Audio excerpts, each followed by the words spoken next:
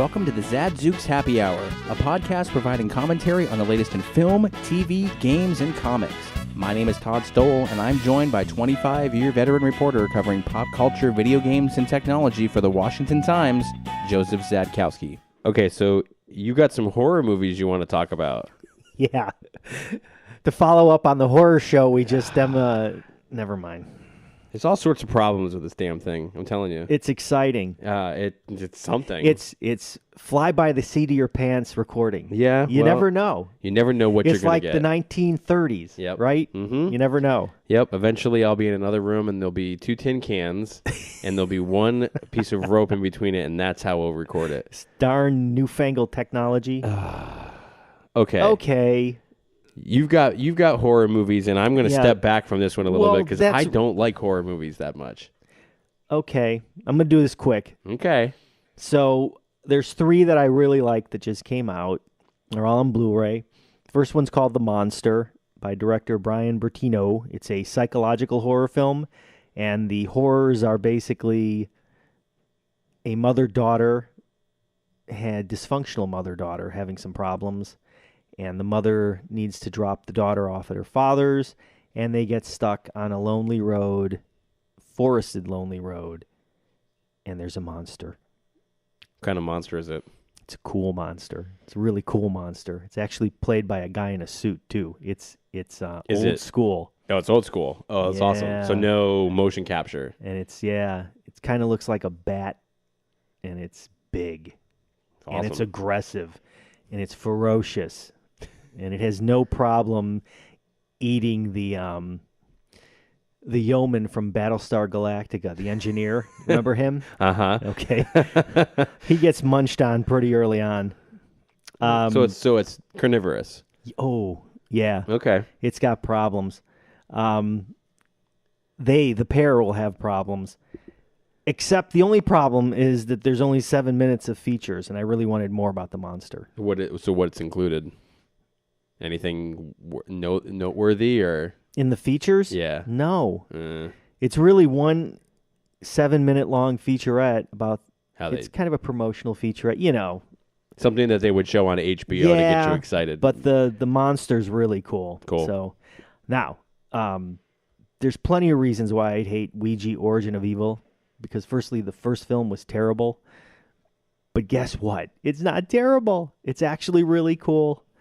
The guy who did Oculus, Mike Flanagan, offers a really cool retro look at the potential of Hasbro's spirit summoning game. Did you ever have a Ouija board in your house? Oh, I've played with the Ouija board. Really? Oh, sure. Really? Yeah. Did it ever creep you out? No, not in the slightest. Not in the slightest. Nope. I don't see you as being afraid. No, because you can always tell. You ain't afraid of no ghosts. Well, but you could always tell somebody was moving it. Because they always had a look on their face like they were trying not to make it seem like it was being moved. Yeah. So I'm going to do a bad job of explaining this, but too bad. There's a mother and there's 2 daughters. And what they do, first of all, she lost her husband, the father, and they basically run a medium scam, except they're really trying to help people. So most of the time, they'll have these people come in and pretend to talk to the dead, but they don't charge them anything. So that's an okay thing. Then the mother sees this Ouija board and decides that she can incorporate that in the act, okay? And then finds one of the daughters, the young daughters, playing with it, and guess what? She's contacted her dad. But she hasn't really contacted her dad. She's contacted evil. Evil. You got to put some background effects on that. If they had only just not played with that board. That's right. But here's what's cool about what Flanagan did. He shot the film like he was shooting. The film takes place in the 60s, but he shot it like it was shot in the 70s. There's a retro Universal symbol. I don't know if you remember going to theaters and when the projectionists need to change the reel, there's a little burn mark in the corner. Mm-hmm. There's burn marks in the corner. That's awesome. That's crazy. Yeah. There's a little bit of aberration or scratchiness on the film once in a while when you're watching it. That's really neat. Yeah, that's you know what pretty I mean? And he said it's basically an homage to the blockbusters like Jaws and stuff, Spielberg and the way it was shot. So super kudos for doing something like that because it's different. Well, yeah, not to mention you never saw that on home video. You know, That's right. It was never That's spliced right. that way. So like when kid's watching it, he's going, "What's that?" Yeah. Right? No reference point whatsoever. So Well, it's funny because if he's seen Fight Club, he should know. Because they talk about that in the movie, and I That's know right. your kid's seen Fight Club. he must have seen it. Yeah. He just didn't remember. Yep. The best extra, of course, Flanagan does an optional commentary track, and that's just awesome because he talks about how much he loves horror films as a kid Nice. and his love of Harry Houdini debunking mediums. Nice. I love Harry Houdini. Yep. Couple of featurettes. One about the house. The house they live in is ultra creepy, which really plays out well. It's probably one of my favorite horror films in the last year because it also has World War II Nazis in it, and I won't explain how that happens or why, but it's pretty darn cool. Cool. The last one, of course, is an absolute classic, Phantasm. And what they've done is J.J. Abrams and his company, Bad Robot Productions, did a 4K restoration of it because this is one of JJ's, you didn't correct me, JJ's favorite horror films. So he has just like embraced it. Great. Fixed it. Looks fantastic. And did you ever hear The Tall Man? Yeah. Okay. That's starring The Tall Man. It is very hokey, but there are some definite grotesque scares in the movie, and I won't spoil it for anybody, but it's an awesome classic, and they really did a great job of cleaning it up. The director, Coscarelli, supervised it, and wow, the colors, the clarity, the sentinel spheres. When you have Bad Robot behind it, right? That's, you know. The zombie dwarfs that look like Jawas, which they even talk about, is great. And then they, of course, overload with a really nice selection of extras. There's a vintage television interview with the director and the Tall Man. And the Tall Man, Angus Scrimm, actually answers some of the questions as the Tall Man, which is really bizarre. It's an interview from 1979. That's taking method to a whole new level. Vintage. There's an optional commentary track pulled from the 1995 Laserdisc. For anybody who remembers Laserdiscs. Who doesn't? With most of the actors. And it's worth noting that there will be an entire Phantasm collection released in a few months of all, I think, 6 films. Of course, the first one being the best, and it's going downhill from there. So did they all get restored via? I don't think so. Yeah. So it's going to be pretty hit and awesome, miss. though. I mean, that's great that Abrams did that. It's neat that JJ went back Yeah. and found something like that because some of those films, like, that's like Halloween era. Mm-hmm. Evil Dead. Evil Dead, Poltergeist era. Those are really, they set the tone for the next 3 decades on horror. And I think in horror films in general, I think they sort of suffer from that authentic, original, screenwriting. I mean, it's kind of hard to keep reimagining. I mean, they're redoing it, and it's like, well, but the original is just going to be really hard to beat out, even if the effects are better and the visuals are better. There's just something about seeing these things a little grainy. Right. And a little bit more rough around the edges because that's what made them so great to begin with. Right. And in the case of Ouija, right, it's so easy now to just do a jump scare movie. Yeah. And it's nice to see that Mr. Flanagan actually created something. Yeah. He just didn't cash in and actually took the time to build something really nice. So awesome. There's your horror fix. Boo. Now we'll check the levels, and we'll be right back. And we're going to come back, and we're going to talk about some of the best films that you can catch for 2017. And you may actually hear it. Yeah. Uh-huh. Cool. Thanks, man. Awesome, man. Stick around. Communities Digital News, built by the writers and editors that deliver the news 24 hours a day. Visit comdiginews.com. That's COMMDIGI news.com. And support the next evolution in news. Okay, we're back. Let's talk about some of the films that we're excited about for 2017, or at least I am. Well, you're excited. And I pulled a list together, and I want to get your thoughts on it. We didn't do this already? No, we have not. Okay. It's unbelievable. So let's start with Spider-Man: Homecoming. What do you think? Well, the reason I swear we had this conversation already. Maybe we had it off mic. Yeah, probably. I'm excited because Iron Man's in it. I'm excited because with Civil War, Captain America: Civil War, Yep. you got a pretty fun and good taste of what was going to be brought. Yeah, and he's a young kid who's Yeah. excited about being a superhero, Yeah. which I haven't seen since Tobey Maguire did it. Right. A long, long time ago. Now, there's arguably some fatigue with Spider-Man, Right. but I think this might be a great way to keep it going. So I'm excited about this. Yes, and whatever clips I've seen, Downey was doing fantastic. Of He course. was hysterical. Of course. Yeah, I mean, his run's getting close to over too. Right, So so he's he's going to milk it as much as he can.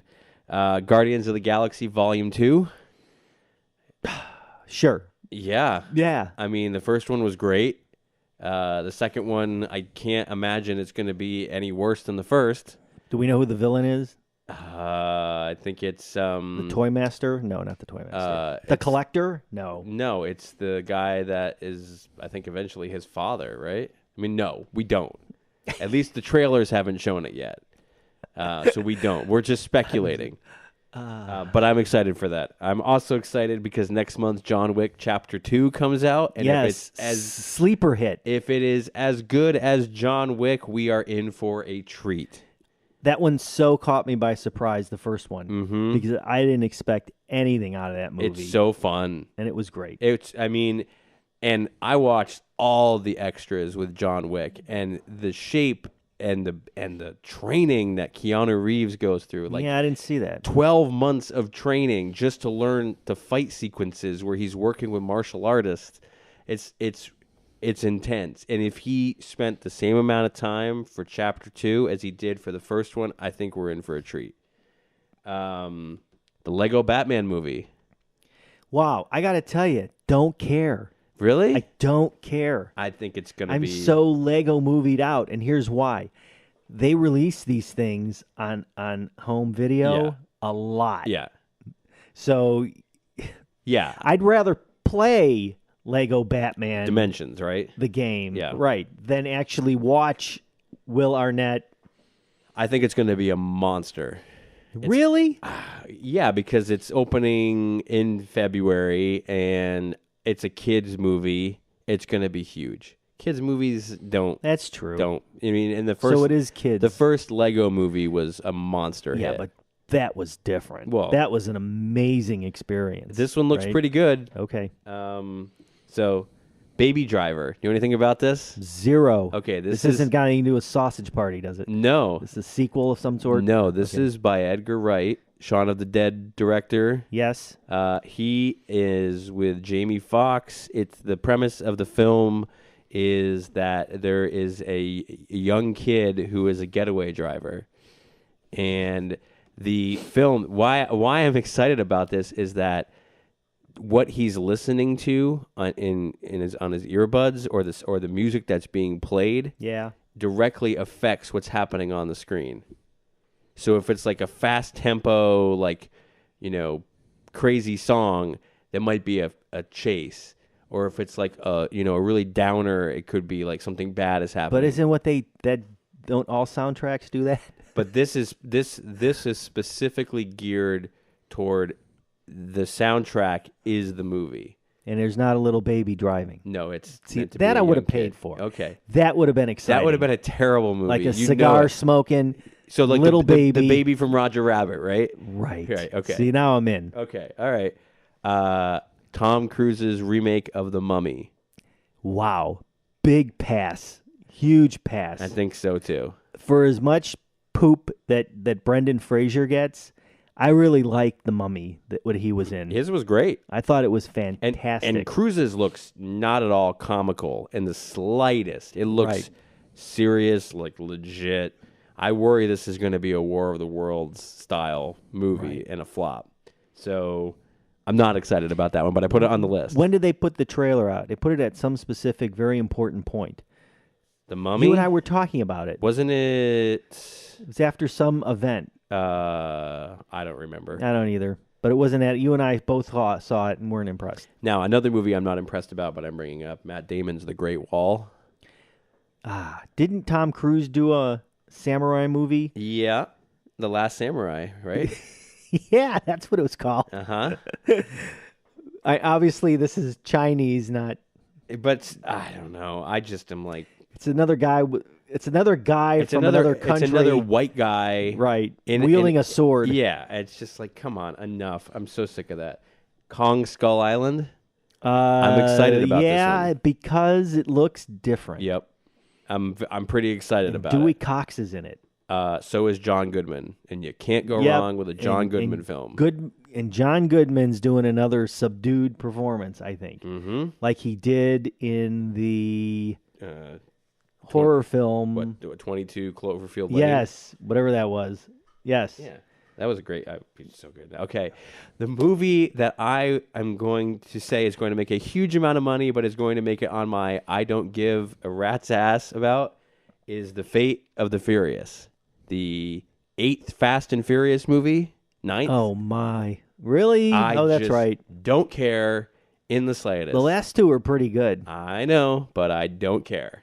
At all. This is like Police Academy. We're getting into too many sequels, and it's time to kill this thing off. It just will not die. Pirates of the Caribbean, Dead Men Tell No Tales. Speaking of too many sequels. Well, Bruckheimer came back again, didn't he? And so did Johnny Depp. Because somebody's willing to give him a lot of money. Mm-hmm. I think this probably will do well at the box office, but I don't know. It's all going to depend on the story. Yeah. I mean, if they got a good story, I'll love it. The trailer was too much of a teaser, and you didn't see Johnny Depp at all. So, who knows? I think it'll probably do well. Wonder Woman? I'm going to like it. I think Wonder Woman... I like Chris Pine. I think Wonder Woman is going to benefit from a strong female...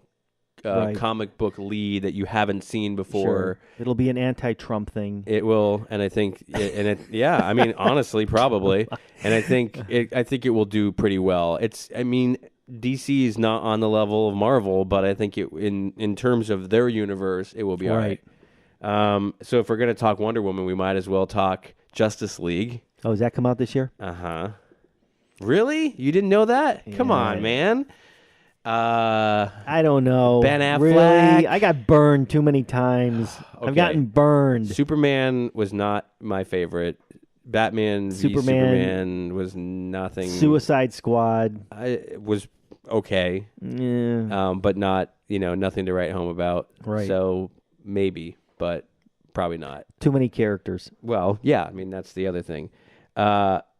I'm really upset by this that they're making a sequel because I hated the first one, World War Z 2. Wow. Why? Zombies don't run. Was there another book?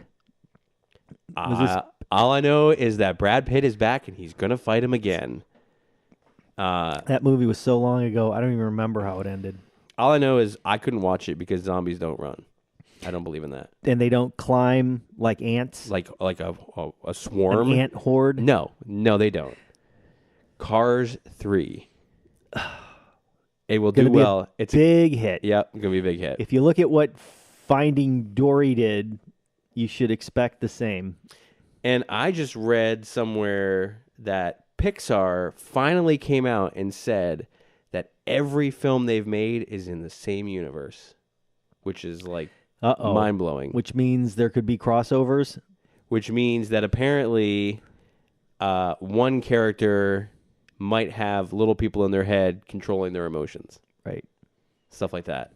So that's what they came out with, which I thought was that's an interesting good. thing. That's pretty cool. Despicable Me 3. And the only reason I bring this one up, why it might do okay, is because Trey Parker is the villain from South Park. I've loved all those movies. I loved Minions. I thought it was really Minions silly, was great. funny. Yeah. No, I think he plays an awesome villain. Just from the trailer, he dances, acts like Michael Jackson. Carell's back, right? Carell is back. Okay. They're all there. The Minions are there. It'll do well. I don't have any problems with that one. War for the Planet of the Apes. The reboot of that franchise was fantastic, and I'm not talking about the Mark Wahlberg movie. I'm talking the one with Andy Serkis. Yes. It was all gold. I enjoyed it, and I am by the way, huge Planet of the Apes guy. It's huge. My confirmation name, I think I'm admitting this on the air for the first time, is Cornelius, based on the Planet of the Apes series. Awesome. That's awesome. Thank you. Come on. I'm very excited. There's nothing that can be said about that. Okay, so Christopher Nolan's Dunkirk. This is the World War II. I think it's going to be great. Mm-hmm. I'm not sure it's going to be like big box office. It's going to be well made. Oh, yeah. Anything he does is well made. And it's going to look great. Except the only movie that I don't love of his was Interstellar. Really? Mm-mm. Why? I just didn't like the story. It was just weird. I mean, visually it was great, but there was just a lot about it I didn't like. And Matt Damon's character in it was not great either. So I had a lot of problems with that one. Was McConaughey in that? Yeah, he's the lead. I know. Speaking of McConaughey, how about The Dark Tower? The Stephen King series? He's playing Marvel comic book. He's the lead. Don't know enough about it. I know, but if it's Stephen King... It's got potential. And it's comic-based... Yep. I give it a good shot that it'll do fairly well, and it's McConaughey. He'll do all right. We spoke about this in the last segment, but the It remake. I think it's a horror movie. Depending on when it's released, could be massive. It? You know, Pennywise. Oh, right. Okay, sorry. I know you. I didn't know that was going to be a full... I thought it was going to be like a miniseries, TV miniseries. No, it's a full movie. It was a TV miniseries. Mm-hmm. Right. Pennywise looks pretty awesome. Yep. But, you know... Let me tell you, the TV miniseries really lost me when the clown was like actually a giant spider, if I remember correctly. I don't want to ruin it for anybody. You didn't ruin it for me. Okay. Blade Runner 2049. Oh, really? Mm-hmm. Did we need it? No. That was really a great movie. Just like to we begin don't with. need another Indiana Jones, and it's coming. And we're going to get it anyway. We're going to get it shoved into our face. It's got Ryan Gosling in it and Harrison Ford. Right. Does it have potential? No. I don't think so. Blade Runner is not a movie that a lot of people call back to. Not at all. No. I mean, if I enjoy it, if I ever get a chance to sit down and watch it, but it's not something I go out of my way. No, I think that's going to be rough. We talked about Justice League. We're going to go to my pick for what I think is going to be my favorite movie of the year, and that's Logan. Yeah. Oh, I think I'll double up on that. Yep. I've been waiting for an R-rated Wolverine. And the trailers with Professor Xavier, X-23, Wolverine in a futuristic setting, that sometime in the distant future. Right. Just raw, gritty, dirty, just right. Oh, I'm so excited for this movie. I can't even... I mean, the second trailer just came out. I'm, like, jumping around in my seat because I'm like, this is going to be awesome. It gives Wolverine a chance to really act. Yeah. You know what I mean? There's going to be some great dramatic scenes in this. Oh, yeah. So Patrick Stewart... Hugh Jackman. Hugh Jackman. Can't wait. I mean, this is the curtain call for Wolverine unless they have somebody else play the character. Jackman's done. Please, no. No, they got to just sunset some of these characters. Yeah, it's okay to do that once in a while. One of the things that I just want to point out in the trailer that I thought was awesome was that he hands to X-23 an X-Men comic book. Yes. And I'm like, oh, yes. I couldn't believe it. And then he's talking about how, they didn't get it quite right. And it was so awesome to see that. Yeah. I don't know why that struck with me, but it did. So I'm super excited about this movie. Kong Skull Island, we already talked about. Let's go to Thor. Ragnarok. Ragnarok. Yeah. Doesn't that have the Hulk in it? Yeah. I think he fights the Hulk on a barbarian planet. Probably. I don't know. Thor, I don't know. I like the last Thor. Yeah, I know. I didn't like the first one. It's just getting a little hard to keep up with. I mean, Captain America was so good. You've got Avengers Infinity War that's getting ready. So they're definitely lining these up. Right. But I mean, I think it'll be okay. I don't know. Thor, I've always been a little hit and miss on as a standalone. One movie that I'm kind of disappointed that they're doing is Alien Covenant. How many Alien movies are there going to be? Well, this is the sequel to Prometheus. Yes, right. Which was confusing and not that exciting to begin with. And is Fassbender in it again? He is. And I would have rather seen Neil Blomkamp do his Alien movie, which Ridley Scott made him hold on so that he could do Covenant. But Blomkamp has Sigourney Weaver, and she's coming back. Cool. And they're going to bring back Newt. They're going to bring back the android. They're all coming back in Blomkamp's version, and that's what I am waiting for, and I'm so excited for. And he has already started working on production models that he's making himself of some of these things, and they are cool, spectacular. So I'm excited for that. And finally, I think this will be your top movie of the year, Star Wars Episode 8. Oh, yeah, I forgot about that. Wait a minute. Wow, this is a big year in movies. It's a huge year in movies. Golly. And you know what's awesome? There's not a Ghostbusters 2 this year. I'm as far stoked. as you know. Oh, no, it's no. There's no TV series, no cartoons, no anything? I think cartoon is in 2018. Okay. But so I got a year to still kind of let the other one ride off into the sunset. But yeah, Episode 8. Man, the last run for Carrie idea Fisher, what's going to happen. Princess Leia. I'm staying in the dark. I don't want to know what's going to happen. Well, obviously, it's going to be Luke and Rey. Yeah. A lot of Luke and Rey. Well, and Finn, you would hope. Right. Yeah. That's a big one for you. December. I'll be there. I know you will. Yeah. Or you'll wait until January. I'll wait until January when the crowds clear out. Yeah, probably. Which is a much better thing to do. So those are the big ones that are coming out. I'm excited. And there's a lot I may of not them. sound like it, but I'm excited. I mean, it's going to be, again, which movies are great and which movies do you wait for Blu-ray? I will sit in a theater for Logan, and I will sit in a theater for Star Wars. I think that's about it. We need to go to Logan and then cover it afterward. We need to get in there to wipe out that bitter taste in our mouths of going to see Ghostbusters. Yeah. I don't want to talk about it. You brought it up. We promised we weren't going to talk about this anymore. You brought it up. All right. Okay. We might be back. So I think that's it for this segment. Sure. So we'll catch you next time. I am Todd Stowell. I am Joseph Zadkowski. We have no idea what we're talking about sometimes, which is really amazing to me. And you know what? But that's okay. I got to stop taking naps before I show up. That's really killing me. I like podcasts that are not scripted, that are more free-flowing dialogue. Man, you're getting one right here. And it's There's okay. No question about it. I have no problem if we're completely wrong in what we say. Not a problem. I'm going to just start making things up. That's okay. Okay, awesome. All right. We'll see you next time. Right.